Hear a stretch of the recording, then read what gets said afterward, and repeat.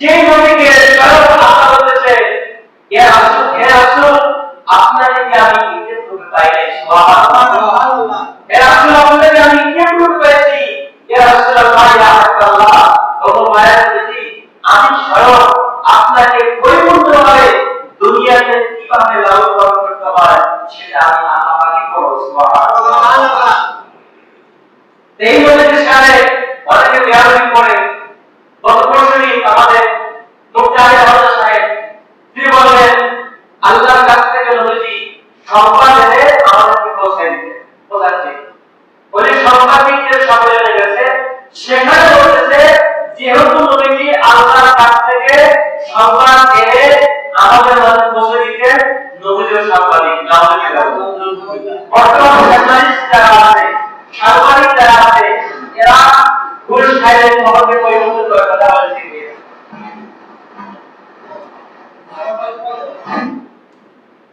সাংবাদিক যারা আছে এদেরকে যখন আপনি চাকরি দিবেন এরা সত্য খবরকে মিথ্যাভাবে কথা বলে শিখবে। কথা বুঝতেছেন আমার? দাওয়াত দিয়ে সাংবাদিকগণ যখন কোন খবর পায় এরা সত্য মিথ্যা যাচাই করে না, এরা খবর টেলিভিশনে, তাদের ইউটিউব চ্যানেলে, তাদের ফেসবুক পেজে, তাদের ইনস্টাগ্রামে, তাদের টুইটারে, তাদের লিংকডইনে, তাদের টিকটকে প্রত্যেকটা জায়গায় এরা সংবাদ পাইলে টাকা ইনকাম করার জন্য, ডলার ইনকাম করার জন্য সত্য মিথ্যা যাচাই না করে তারা খবর প্রচার করে।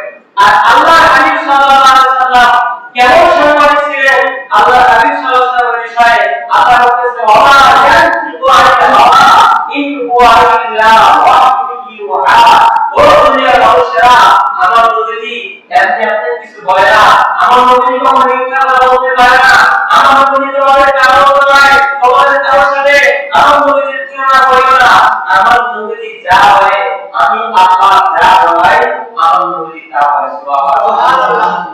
নবীর সাথে যদি পৃথিবীর কোন ভক্তি, কোন হাতে, কোন আল্লাহ, কোন গাড়ি, কোন ইলাম, কোন মসজিদ, কোন সাধারণ, কোন এসপি, কোন ডিসি, কোন প্রাইম মিনিস্টার, কোন প্রধানমন্ত্রী, কোন এমপি কেউ যদি নবীর সাথে তুলনা করে নবীকে হুকুমের মতো সঙ্গে সঙ্গে সঙ্গে সঙ্গে ইমানটা আল্লাহ বরকত করে দিবে। আলহামদুলিল্লাহ।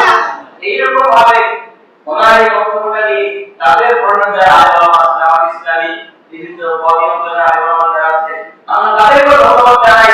তারা স্পষ্ট ভাবে বলছেন, মুফতি আহমদ সাহেব তিনি স্পষ্ট ভাবে নবীজিকে সম্মান করে তিনি কুফরি করেছেন। নাউজুবিল্লাহ। আল্লাহর হাবিব সাল্লাল্লাহু আলাইহি ওয়াসাল্লামকে আমার নবীজি, আমরা কোন নবীজির উম্মত? এটা আসলে আমরা উম্মত তখন পরিচিতভাবে হতে পারবো যখন নবীজির আদর্শ মানতে পারবো, নবীকে আমরা ফলো করতে পারবো, নবীর জীবনী পড়ে পড়ে নবীকে যখন পূর্ণাঙ্গ অনুসরণ আমরা করতে পারবো, আমার আল্লাহ তাআলা আমাদের সবাইকে জান্নাতের সার্টিফিকেট প্রদান করে দিবেন। সুবহানাল্লাহ।